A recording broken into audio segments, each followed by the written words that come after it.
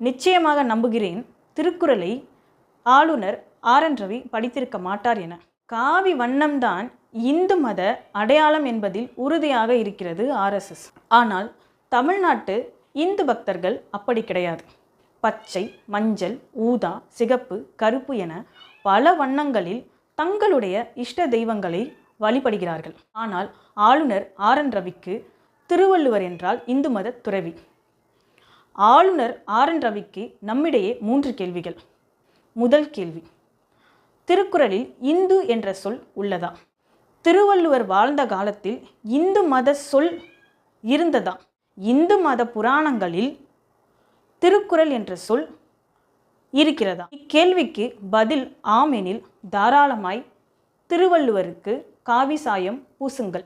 இல்லையேல் உங்கள் வேலையை மட்டும் பார்த்துவிட்டு ஆளுநர் மாளிகையில் ஓய்வெடுங்கள்.